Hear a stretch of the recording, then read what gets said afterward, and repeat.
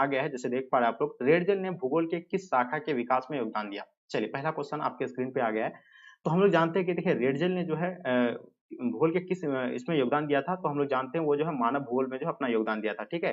जिसको मानव भूगोल का जनक भी बाद में कहा गया, ठीक है? तो इसका आंसर आप लोग का प्यारे बच्चों राइट आंसर हो जाएँगे, ठीक है? नेक्स्ट क्वेश्चन की ओर चलते हैं, क्वेश्चन नंबर दूसरा आपके स्क्रीन पे, निश्चयवाद की धारणा के अनुसार कौन-सा घटक जो है महत्वपूर्ण है? देखिए निश्चयवाद की अवधारणा के अनुसार अगर देखा जाए, तो महत्वपूर्ण के घटक की अगर बात किया जाए प्यारे बच्चों, तो इसका आंसर आप लोग का क्या हो जाएगा? प्रकृति जो है इसका क्या महत्वपूर्ण घटक होगा, किसके अनुसार? निश्चयवाद के अनुसार, ठीक है? तो इसका आंसर आप लोग का ऑप्शन डी राइट आंसर हो जाएँगे। वहीं बात करते हैं तीसरा नंबर क्वेश्चन, भूगोल की कौन-सी शाखा प्रकृति और सामाजिक पर्यावरण के सह संबंधों का अध्ययन है? तो प्यारे बच्चों आपको पता होना चाहिए भूगोल के कौन-सी शाखा प्रकृति और सामाजिक पर्यावरण के सह संबंधों का अध्ययन है? तो हम लोग जानते हैं इसका आंसर आप लोग का क्या हो जाएगा? तो ये जो होगा आपका मानव भूगोल हो जाएगा, यानी ऑप्शन आप लोग का ए प्यारे बच्चों राइट आंसर हो जाएँगे। नवनिश्चयवाद की धारणा किसने दिया था? देखिए नवनिश्चयवाद की धारणा देने वाले जो थे कौन थे? ग्रिफिथ टेलर थे, या आपको कहीं यही आपका जो है बिल्कुल इसी तरह का आप लोग एबीसीडी करके उतार लीजिएगा, ठीक है? यही आपका पेपर है ओरिजिनल वाला। क्वेश्चन नंबर 5 देखेंगे, आचरण भूगोल भूगोल की किस शाखा की उपशाखा है? देखिए आचरण भूगोल के बारे में बताना है, ये भूगोल की कौन-सी उपशाखा है? तो प्यारे बच्चों हम लोग जानते हैं ये 5 नंबर क्वेश्चन का जो आंसर होगा आप लोगों का, तो ये हो जाएगा आपका यानी सामाजिक भूगोल, यानी ऑप्शन आप लोग का बी राइट आंसर हो जाएँगे, ठीक है? व्यवहार भी भूगोल जो है सामाजिक भूगोल के अंतर्गत आएगा। क्वेश्चन नंबर 6 देखेंगे, भूगोल की कौन-सी शाखा मार्क्स के विचारों से प्रभावित है? देखिए, भूगोल की जो है कौन-सी शाखा मार्क्स के विचारों से प्रभावित है? तो हम लोग जानते हैं प्यारे बच्चों ये जो आंसर की अगर बात किया जाए तो ये मानववाद भूगोल, इसका आंसर आप लोग का परफेक्ट आंसर हो जाएँगे, ओके। चलिए क्वेश्चन नंबर 7 देखिएगा आपके स्क्रीन पे, भूगोल में गणितीय तकनीकों के प्रयोग को क्या कहते हैं? देखिए, भूगोल में जो है गणितीय तकनीक को क्या कहते हैं इसके बारे में आप लोग को बताना है। तो हम लोग जानते हैं उसको जो है मात्रात्मक क्रांति कहा जाता है, और इसका आंसर आप लोग का मात्रात्मक क्रांति राइट आंसर हो जाएँगे, ओके। चलिए वहीं बात करते हैं क्वेश्चन नंबर 8 आपके स्क्रीन पे, विश्व का सबसे अधिक जनसंख्या वाला देश कौन-सा है? तो प्यारे बच्चों आपको पता होना चाहिए विश्व का सबसे अधिक जनसंख्या वाला देश की अगर बात किया जाए, तो आप लोगों को पता होगा भारत, अपना भारत जो है विश्व का सबसे बड़ा जो है क्या जनसंख्या वाला देश है। और एक चीज़ और भी आप लोगों को बता दें कि पहले चीन था, लेकिन अभी जो 1 नंबर पे था भारत आ गया, ठीक है? वहीं बात करते हैं 9 नंबर क्वेश्चन, किसी स्थान की कुल जनसंख्या तथा कुल क्षेत्र के अनुपात को क्या कहते हैं? बताइए, किसी स्थान की कुल जनसंख्या तथा कुल क्षेत्रफल के अनुपात को जो कहा जाता है उसका जनसंख्या घनत्व कहा जाता है, और इसका आंसर प्यारे बच्चों ऑप्शन सी आप लोग का राइट आंसर हो जाएँगे। 10 नंबर क्वेश्चन, निम्न में से किन क्षेत्रों में जनसंख्या घनत्व कम पाया जाता है? देखिए आप लोग जानते हैं कि जहाँ उच्च ताप होगा वहाँ जनसंख्या नहीं पाया जाएगा, बिल्कुल भी नहीं पाया जाएगा। मरुभूमि में बिल्कुल भी लोग नहीं रहना पसंद करेंगे, ठीक है? रेगिस्तान में लोग घर नहीं बसाते, ठीक है? उसके बाद पर्वतीय क्षेत्रों में बिल्कुल बहुत कम बसाते हैं, लेकिन बहुत नहीं के बराबर, ठीक है? तो इसका आंसर आप लोग का इनमें से सभी हो जाएगा, यानी ऑप्शन आप लोग का डी प्यारे बच्चों राइट आंसर हो जाएगा। क्वेश्चन नंबर 11 देखेंगे, निम्न में से यानी कौन जनसंख्या जमाव को आकर्षित करता है? देखिए जनसंख्या जमाव जो है आकर्षित करने वाला कारक कौन-सा है? बेरोजगारी से जनसंख्या जमा नहीं हो सकता है, ठीक है? रोजगार का जहाँ अगर अवसर होगा तो ऑब्वियसली वहाँ जनसंख्या क्या होगा? जमा होगा, तो इसका आंसर आप लोग का ऑप्शन बी राइट आंसर हो जाएँगे। 12 नंबर क्वेश्चन देखेंगे, किसी स्थान में एक विशेष समय अंतराल में कुल पैदा हुए बच्चों की संख्या को क्या कहते हैं? देखिए, किसी स्थान में एक विशेष जो समय अंतराल में जो पैदा होने वाले बच्चों को ही जो है जन्म दर कहा जाता है, ठीक है? तो ये आंसर आप लोग का जो है बी प्यारे बच्चों राइट आंसर हो जाएँगे, ठीक है? नोट करते चलेंगे एक-एक चीज़ों को आप लोग को, ठीक है? बिल्कुल एकदम यही आपका पेपर है, ठीक है? एकदम अच्छे से आप लोग एबीसीडी करके भी उतार लेंगे तो कोई दिक्कत नहीं है। 13 नंबर क्वेश्चन देखेंगे, किसी नए स्थान में जाकर बसने वाली जनसंख्या को क्या कहते हैं? देखिए, किसी नए स्थान में जाकर बसने वाली जनसंख्या को हम लोग क्या कहते हैं? तो उसको अप्रवासी कहेंगे, ठीक है? तो इसका आंसर आप लोग का प्यारे बच्चों राइट आंसर हो जाएँगे, ओके।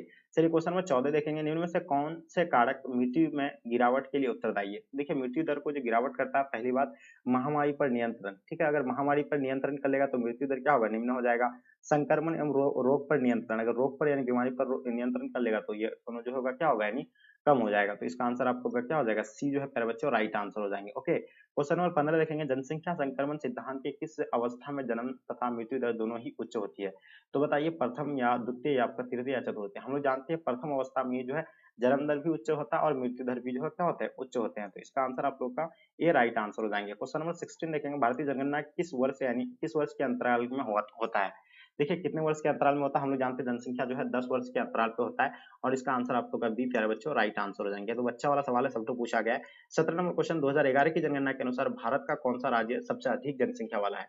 तो हम लोग जानते हैं जनसंख्या वाला अधिक जो राज्य है कौन-सा है? उत्तर प्रदेश जो है सबसे ज़्यादा जनसंख्या वाला राज्य है। ओके, ऑप्शन डी आप लोग का राइट आंसर हो जाएँगे। वहीं अगर बात करें हम लोग अगर कम जनसंख्या की, तो सिक्किम आप लोगों को तो पता ही है, और ठीक है, जन क्षेत्रफल की दृष्टि तो आप लोग को पता ही है। क्वेश्चन नंबर 18 देखेंगे, निम्न में से किस क्षेत्र में जनसंख्या घनत्व ज़्यादा है? ठीक है, चलिए आपको क्या ही बताना, और यही तो पेपर है ही है, तो आप लोगों को क्या ही ज़्यादा डिटेल्स बताएँगे। सिर्फ आप लोग बस नोट कर लीजिए, निम्न में से किस क्षेत्र में जनसंख्या घनत्व ज़्यादा है? तो आपको याद रखिएगा, पर्वतीय क्षेत्र में बिल्कुल नहीं, मरुस्थलीय क्षेत्र में बिल्कुल नहीं, दलदल क्षेत्र में भी नहीं होगा, डेल्टा वाला क्षेत्र में, यानी ऑप्शन आप लोग का भी राइट आंसर हो जाएँगे। निम्न में से कौन-सा शहर महाराष्ट्र की राजधानी है? तो देखिए, महाराष्ट्र की राजधानी हम लोग जानते हैं, मुंबई जो है महाराष्ट्र की राजधानी है, ठीक है? तो इसका आंसर आप लोग का सी, प्यारे बच्चों, राइट आंसर हो जाएँगे। ओके, चलिए क्वेश्चन देखेंगे आपके स्क्रीन पे, 20 नंबर सवाल जो आपके समक्ष आपके स्क्रीन पे आ गया। बताइए, 2011 की जनगणना के अनुसार भारत का जो है जनसंख्या जो है घनत्व कितना है? तो हम लोग जानते हैं 382 व्यक्ति प्रति वर्ग किलोमीटर में निवास करता है। तो इसका आंसर आपको होगा 382 व्यक्ति प्रति किलोमीटर, यानी राइट आंसर होगा। 21 नंबर क्वेश्चन देखेंगे, निम्न में से कौन-सा जनसंख्या वृद्धि का एक घटक है? तो हम लोग याद करते हैं, जनसंख्या वृद्धि के अगर घटक की बात किया जाए तो जन्म दर भी होगा, मृत्यु दर भी होंगे, प्रवास भी होंगे, इनमें से सभी। तो प्यारे बच्चों, इसका आंसर आप लोगों का ऑप्शन डी राइट आंसर हो जाएँगे। वहीं बात करते हैं 22 नंबर क्वेश्चन, निम्न में से किस अवधि में भारत में जन्म तथा मृत्यु दर दोनों अधिक है? तो याद रखिएगा, ये 1951 से लेकर 21 का 81 का अवधि जो है सबसे ज़्यादा माना जाता है, ठीक है? इसका आंसर आप लोग का सी राइट आंसर हो जाएँगे। देखिए, सब जो 1981 में ही माना जाता है, लेकिन यहाँ आपका दिया हुआ 51 से तो मानना ही पड़ेगा। शिलांग किसकी राजधानी है? तो हम लोग जानते हैं शिलांग जो है मेघालय का राजधानी कहाँ है? शिलांग है। तो इसका आंसर आप लोग का जो है बी राइट आंसर हो जाएँगे। ओके, चलिए क्वेश्चन देखेंगे, 24 नंबर क्वेश्चन, निम्न में से किस वर्ष में राष्ट्रीय युवा नीति शुरू की गई थी?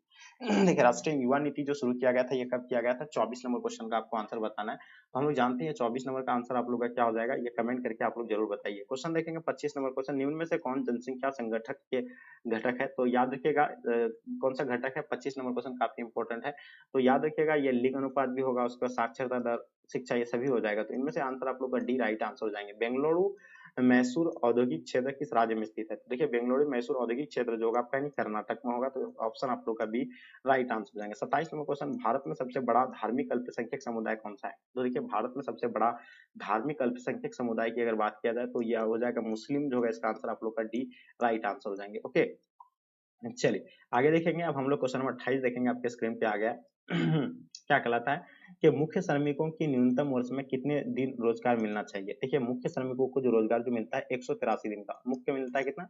183, यानी 6 महीने का, ठीक है?